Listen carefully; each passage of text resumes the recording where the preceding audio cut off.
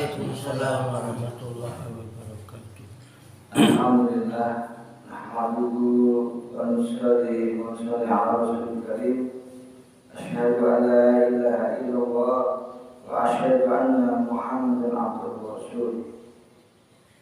Rabbi shrah li sadri wa yassir li amri wa hlul min lisani yafqahu qawli. Alhamdulillah ahyana ba'da ma amatana wa ilayhi nusyur. Alhamdulillah yang dimuliakan Allah Subhanahu wa taala. Kita patut bersyukur pada Allah Subhanahu wa taala. Yang mana Allah Subhanahu wa taala telah bangunkan kita dari yang hidup yang sementara, sehingga pada pagi hari ini kita bisa menghidup budaya yang suka ini. Tapi ada di antara kita, saudara kita juga yang hari ini tidur sementara tapi tidak bangun. Maka pada pagi hari ini kita sama-sama bersyukur pada Allah Subhanahu wa taala, yang mana Allah Subhanahu wa taala masih memberikan kepada kita hidayah sehingga kita bisa hari datang di tempat yang mulia ini. Ini adalah semata-mata atas karunia Allah Subhanahu wa taala. Bukan karena kekuatan kita, bukan karena kita sehat, bukan karena kita tidak sholat, ya. Tapi semata-mata atas izin Allah Subhanahu wa taala. Karena masih ada di antara kita yang hari ini diberi kesehatan, diberi badan yang kuat, ya, di tempat yang dekat dengan musola atau masjid, tapi berat untuk melangkahkan ke rumahnya Allah Subhanahu wa taala. Inilah hal yang dimuliakan Allah Subhanahu wa taala, bahwa kita akan bersyukur pada Allah Subhanahu wa taala, bahwa dengan izin Allah Subhanahu wa taala, Allah Subhanahu wa taala mudahkan kita ini menuju ke rumahnya Allah Subhanahu wa taala. Kemudian malah kita kirim salam dan salawat kepada junjungan kita Nabi Agung Nabi besar Muhammad sallallahu alaihi wasallam yang telah membawa umat ini dari zaman ke-8 ke zaman yang terang ini, dan mudah-mudahan nanti kita akan mendapat syafaat dari baginda Rasulullah sallallahu alaihi wasallam. Hadirin yang dimuliakan Allah Subhanahu wa taala, bahwa kebahagiaan manusia di dunia dan di akhirat, kebahagiaan manusia di dunia dan di akhirat ini Allah Subhanahu wa taala hanya meletakkan pada agama yang sempurna. Sejauh mana kita taat pada Allah dan mengikuti sunnah baginda Rasulullah SAW. Jadi kebahagiaan bukan pada pangkat, kebahagiaan bukan pada harta, kebahagiaan bukan pada jabatan. Kalau kebahagiaan itu ada pada harta, maka Korun adalah orang yang paling bahagia. Korun adalah orang yang paling bahagia. Kenapa? Karena Korun adalah orang yang kaya raya. Hartanya saja, budayanya saja, ya, pintunya itu kuncinya dibawa satu orang tidak bisa, dengan 7 orang harus dibawa. Saking banyaknya harta yang Korun, ya. Sehingga orang hari ini kalau kemudian dia cari-cari di tanah macul-macul, kemudian nemu harta Korun, ya, karena pasan banyaknya harta Korun. Maka karena Korun tidak taat pada Allah Subhanahu wa taala, maka dia telah tenggelamkan dengan hartanya oleh Allah Subhanahu wa taala. Inilah contoh bahwa kebahagiaan bukan pada harta. Kalau kebahagiaan pada pangkat, maka Fir'aun adalah orang yang paling bahagia. Kenapa? Fir'aun adalah seorang raja yang sangat besar, yang dia mengaku sebagai Tuhan. Apa yang dia perintahkan harus dilaksanakan. Tapi Allah Subhanahu wa taala tidak meletakkan pada pangkat. Kenapa? Karena Fir'aun tidak taat kepada Allah Subhanahu wa taala. sehingga Fir'aun telah tenggelamkan di dalam lautan. Ya, inilah hadirnya dimulakan Allah Subhanahu wa taala. Sudah ada di dalam Al-Qur'an, ya. Kisah-kisah terdahulu ini adalah sebagai contoh pada kita bahwa kebahagiaan bukan pada pangkat, bukan pada harta yang banyak, bukan pada rumah yang mewah, tapi hanya pada agama yang sempurna. Ya, selagi kita taat pada Allah dan mengikuti sunnah baginda Rasulullah Sallallahu Alaihi Wasallam, artinya dimulakan Allah Subhanahu Wa Taala. Ya, maka jangan dalam hati kita ini berperasaan, wah nantilah kalau saya punya uang banyak, saya pasti bahagia. Wah saya kalau jadi pejabat, saya akan bahagia. Kita bisa lihat sekarang, ya, di mana-mana orang yang mampu dia harta yang banyak, tapi dia tidak bahagia, sehingga dia mencari kebahagiaan selain Allah Subhanahu Wa Taala. Dia ke tempat-tempat yang sepi, yang bagaimana sebagainya, dia karena jenuh dengan hartanya. Maka apabila seseorang itu akan mencapai kebahagiaan, dia harus taat pada Allah dan ikut baginda Rasulullah. Ya. Sudah banyak, ya, contoh-contohnya, ya, dalam Al-Quran, ya, orang yang bahagia. Akhirnya dimulakan Allah Subhanahu Wa Taala. Maka bagaimana kita mencontoh, ya, orang-orang yang telah bahagia, yaitu para nabi dan para sahabat. Jadi sahabat-sahabat dulu juga itu sama seperti kita, manusia juga. Ya. Tapi sahabat ini orang yang dekat dengan baginda Rasulullah. Ya. Hidupnya bersama dengan Rasulullah. Ya. Apa yang dia lihat, ya, apa yang Rasulullah ucapkan, maka sahabat saling ngawal. Ya. Artinya dimulakan Allah Subhanahu Wa Taala. Kenapa sahabat-sahabat ini mudah mengamalkan agama yang sempurna? Ya. Karena dalam diri para sahabat ada sifat-sifat yang mulia. Ya. Ada sifat-sifat yang mulia. Ya. Sehingga dia mendapatkan ridho dari Allah Subhanahu Wa Taala. Sehingga para sahabat, ya, sudah dijamin oleh Allah Subhanahu Wa Taala masuk surga Allah Subhanahu Wa Taala. Maka bagaimana kita ini mencontoh sahabat-sahabat ini, ya, dengan belajar mencontoh sifat-sifat para sahabat ini yang mulia. Yang pertama, sahabat memiliki sifat yaitu kalimat La ilaha illallah Muhammad Rasulullah. La ilaha illallah artinya adalah tiada Tuhan selain Allah. Maksudnya tujuannya apa? Bagaimana dalam hati kita ini kita keluarkan kebesaran-kebesaran makhluk dan kita masukkan dalam diri kita hanya kebesaran Allah Subhanahu Wa Taala. Maksudnya apa? Kok dikeluarkan bagaimana? Artinya apa? Dalam hati kita ini yang keyakinan pada benda, ya, keyakinan pada pangan, keyakinan pada uang, ya, kita keluarkan. Ya, bahwa kita hanya yakin pada Allah Subhanahu Wa Taala.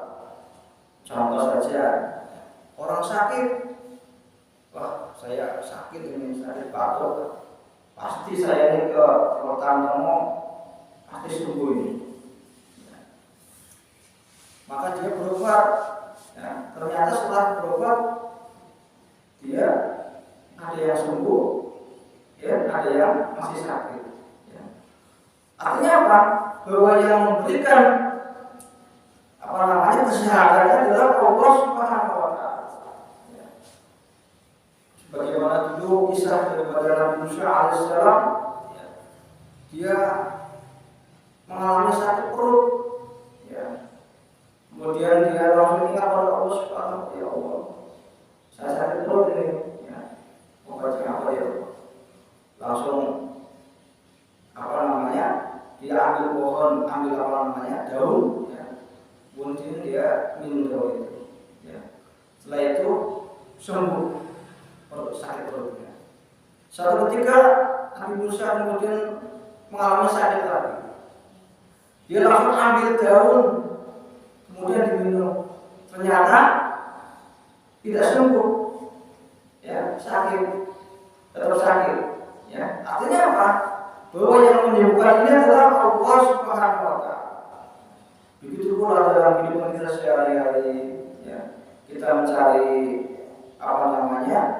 usaha kehidupan kita ini, ya, mencari uang, ya, bahwa kita meyakini bahwa pekerjaan ini, ya, sesungguhnya adalah asbab saja, perantara saja, ya, semuanya dari Allah Subhanahu wa Ta'ala.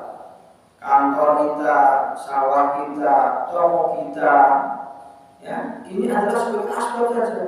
Yang memberikan ini adalah Allah Subhanahu wa Ta'ala. Inilah yang tertanam dalam diri kita, sehingga kita tidak yakin, wah saya kalau berangkat ke toko saya nggak bisa makan. Wah saya kalau nggak berangkat ke kantor nanti saya gimana? Tidak dapat uang seperti itu. Ya. Ya, sesungguhnya, ya, toko ini, sawah ini adalah sebagai perantara saja.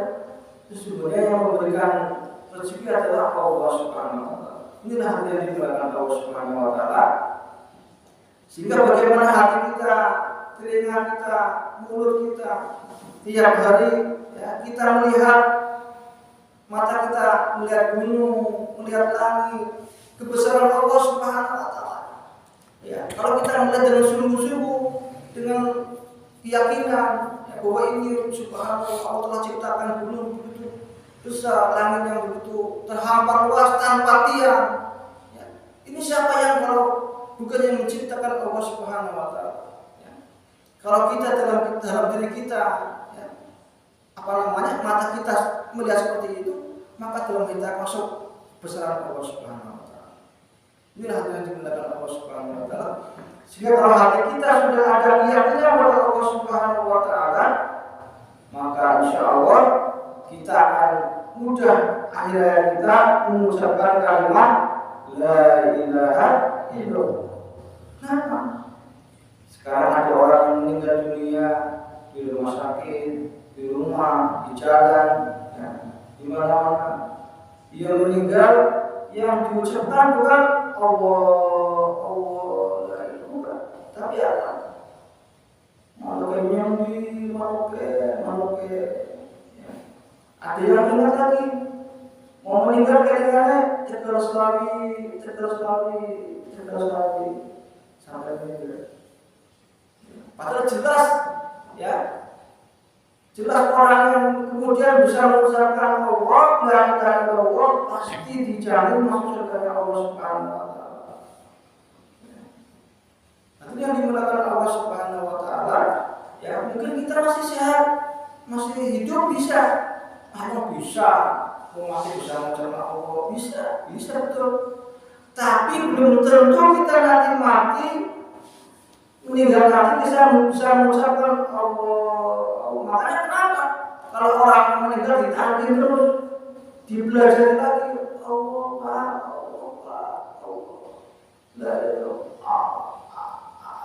Berat sekali. Karena hatinya ini masih ada kebesaran makhluk. Nanti yang dimulakan Allah Subhanahu wa Ta'ala. Maka bagaimana la ilaha illallah disambung dengan Muhammad Rasulullah. Muhammad adalah utusan Allah Subhanahu wa Ta'ala. Maksudnya bagaimana dalam kehidupan kita ini mencontoh daripada baginda Rasulullah SAW. Ya, dari mulai kita bangun tidur, ya, sampai bangun lagi. Ya, kita mencontoh 24 jam kehidupan Rasulullah. Kita bangun mengucapkan alhamdulillahi ahyana ba'da ma amatana wa ilayhi nusyur. Masuk kamar mandi kita dengan kaki kiri, keluar dengan doa. Kemudian masuk masjid dengan kaki kanan. Subhanallah. Kalau kita 24 jam, ya, mencontoh cara Rasulullah, maka akan mendapatkan pahala. Walaupun jangan makan saja. Ya, kalau kita makan sunnah Rasulullah, kita akan mendapatkan pahala dari Allah Subhanahu wa taala. Tidak ada sia-sia. Ya, kalau kita mencontoh kehidupan Rasulullah, maka 24 jam akan kita hitung oleh Allah pahala. Kita berusaha kerja, kita lihat, ya, karena Allah Subhanahu wa taala, karena mencontoh Rasulullah, kita suruh mencari kehidupan kita, maka akan dihitung pahala Allah Subhanahu wa taala. Tapi kalau kita makan asal-asalan, jalan asal-asalan, maka sia-sia saja. Ya, tidur kita berapa jam? 8 jam. Ya, kalau 8 jam tidurnya kita asal tidur gelap saja, tidak memakai cara Rasulullah, ya sudah sia-sia saja. Ya, 8 jam tidur kita selama umur hidup kita, ya mungkin sampai 60, ya kita akan tidak mendapatkan apa. Ya, dikatakan dalam hadis, barang siapa yang menghidupkan daripada sunnah baginda Rasulullah dalam keadaan fasad, ya, maka akan dia mendapatkan pahala seperti orang mati. Itu pahalanya. Artinya apa? Dalam keadaan yang seperti ini, orang mau menghidupkan sunnah itu berat sekali. Maka dikatakan seperti memegang bara api. Ya, mau dipegang panas, mau dilepas gimana? Ya, inilah ketika dimulai Allah Subhanahu wa taala. Maka dikatakan orang yang melaksanakan sunnah Nabi, ya, maka dikatakan dalam akhir zaman nanti Islam datang dalam keadaan aneh, dan suatu saat nanti pada akhir nanti Islam juga di dalam keadaan aneh. Ada orang silaturahmi dari rumah ke rumah lagi apa sih? Ya, paling uang, paling kamu mampu macam-macam apa maksudnya? Padahal ini yang disampaikan oleh Rasulullah. Ya, Rasulullah itu dari rumah ke rumah mengajak umat supaya taat kepada Allah Subhanahu wa taala, mengenalkan kalimat la ilaha illallah. Ya. Sehingga Rasulullah sampai kemudian diusir, sampai dilempar kotoran unta, sampai ada yang diludahi. Subhanallah. Sampai tapi Rasulullah tidak pernah marah. Itu yang dilakukan Allah Subhanahu wa taala. Kemudian sifat yang kedua adalah sholat khusyuk. Ya, bagaimana kita mencontoh dari sholat Rasulullah? Ya. Rasulullah itu dalam sholatnya tidak pernah meninggalkan sholat berjamaah sampai akhir hayatnya, sampai harus dipapah oleh para sahabat. Ya. Padahal Rasulullah sudah dijamin oleh Allah Subhanahu wa taala, ya, masuk surganya Allah Subhanahu wa taala, tapi dia tetap sholat berjamaah. Artinya apa? Ini menunjukkan bahwa sebagai contoh kepada umatnya ini, ya. Sampai Aisyah mengatakan, ya Rasulullah, kamu tidak dijamin kok sholatnya teman-teman sholatnya. Dia ingin menjadi orang yang taat kepada Allah Subhanahu wa taala, menjadi orang yang bersyukur kepada Allah Subhanahu wa taala. Artinya yang dilakukan Allah Subhanahu wa taala. Ini baru yang kedua. Yang ketiga adalah ilmu ma'rifah.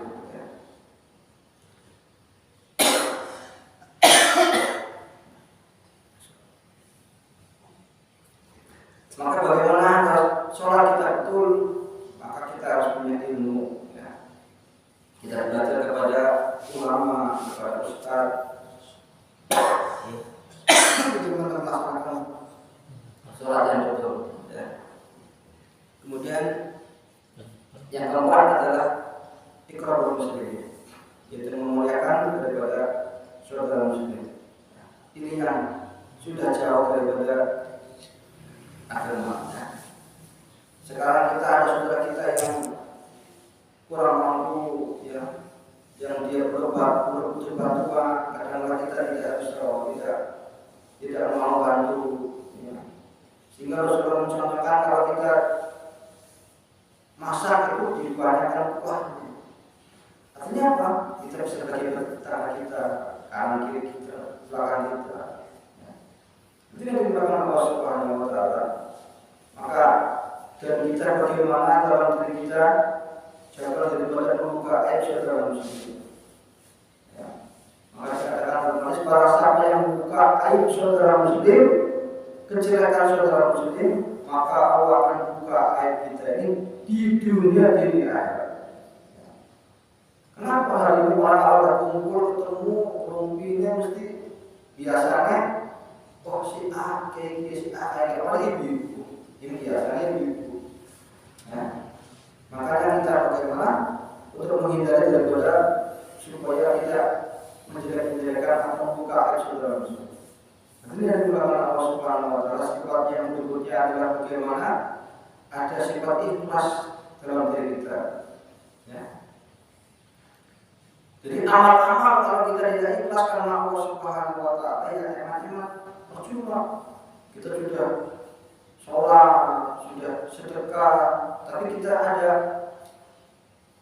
rasa biar anak sebelum sholatnya saya beramal 5 juta ditulisnya papan 5 juta biasanya kayak 5 juta kayak inilah syaitan itu tidak senang kalau orang kemudian ikhlas karena Allah Subhanahu wa taala sehingga akan sia-sia. Sehingga di dalam hadis dikatakan ada seorang ulama dipanggil oleh Allah Subhanahu wa taala. Mengapa di dunia ya Allah saya telah menyiapkan ilmu saya karena Engkau ya Allah. Maka Allah katakan, kadang-kadang kamu dusta. Kamu berikan ilmu karena aku. Kata kamu disebut sebagai ulama. Maka orangnya masukkan ke dalam neraka Allah Subhanahu wa taala. Ada lagi seorang hartawan, ya Allah saya telah menjumpakan harta saya ke masjid, ke mushola, kepada pesantren karena Engkau ya Allah. Kamu dusta. Kamu berikan harta kamu bukan karena aku, agar kamu disebut sebagai hartawan. Ya, maka orang itu telah dimasukkan ke dalam neraka Allah Subhanahu wa taala. Ada lagi seorang qori, ya Allah saya telah belajar Al-Quran karena apa ya Allah. Maka Allah katakan, kamu belajar Al-Quran agar kamu disebut sebagai qori, maka dia telah dimasukkan ke dalam neraka Allah Subhanahu wa taala. Maka dia dimulakan Allah Subhanahu wa taala. Maka kita bagaimana beramal di awal amal, di tengah-tengah amal, di akhir amal kita harus koreksi niat kita. Ya. Kalau setan itu tidak senang, ya kadang-kadang kita sudah lihat karena Allah di awal, kalau di tengah jalan kita lihat wah saya lihat masjid untuk sholat berjamaah, tahu di tengah jalan dicegat sama orang, nonton baik, nonton kayak nobar baik, ya, atau marah, nggak jadi masjid, ya, niatnya ingat lagi, ya. Nanti yang dibilang Allah Subhanahu wa taala. Kemudian yang terakhir dalam diri sahabat memiliki sifat yaitu tidak apa-apa dan mulut bisa gitu. Jadi sahabat ini memiliki sifat bagaimana mengajak dan menyampaikan. Nah, ini adalah tugas kita sebagai umat baginda Rasulullah. Ya. Jadi tugas mengajak ini bukan tugasnya Nabi saja, bukan tugasnya sahabat saja, tapi tugasnya kita juga sebagai umat baginda Rasulullah. Kalau kita mengaku sebagai umatnya Rasulullah, maka tugasnya sama sebagai Rasulullah, yaitu mengajak umat taat kepada Allah Subhanahu wa taala. Kita besok, ya Allah, tetangganya masuk dulu sholat, nurul bisa ngomong, nurul bisa ngajak, doakan, ya Allah doakan, kamu malam doakan, ya Allah berkesimpulan mau sholat berjamaah, ya kita datang ke rumahnya. Ini tugas kita.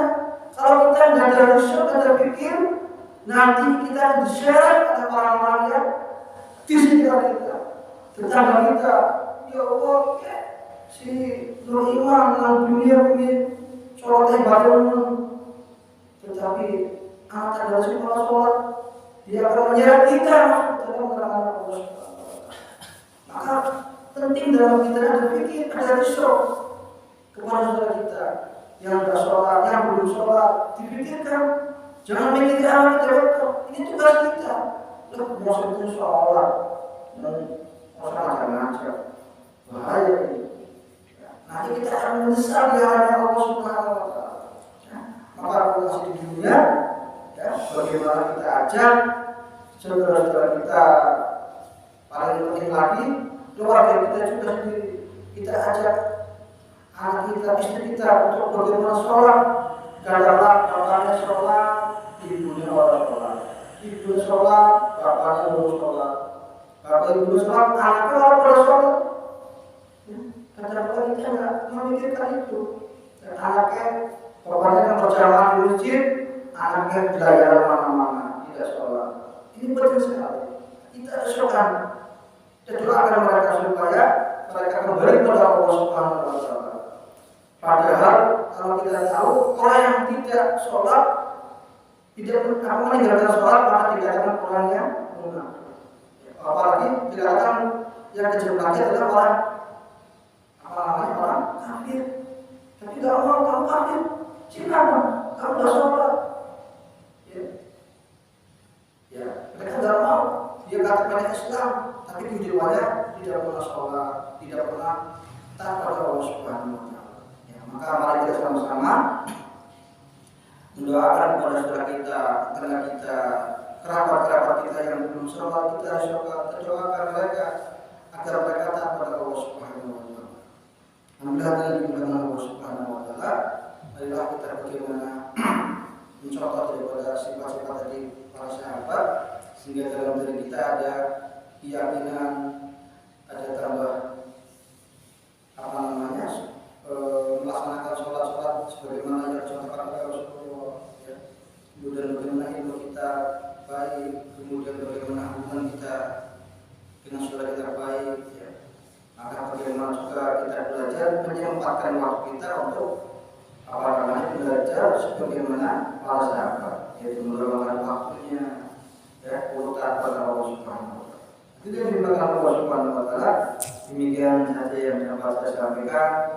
Mudah-mudahan Allah Subhanahu Wa Taala memberikan kita hidayah dan memberikan kita istiqomah dalam melaksanakan daripada perintah Allah Subhanahu Wa Taala, dan sama-sama kita masuk surga Allah Subhanahu Wa Taala. Marilah kita tutup kajian kuliah subuh, ya, pada pagi hari dengan pada hari Jumat majelis. Subhanallah wa bihamdihi, subhanakallahumma wa bihamdika, asyhadu an la ilaha illa anta, astaghfiruka wa atubu ilaik. Assalamualaikum warahmatullahi wabarakatuh. Waalaikumsalam warahmatullahi wabarakatuh.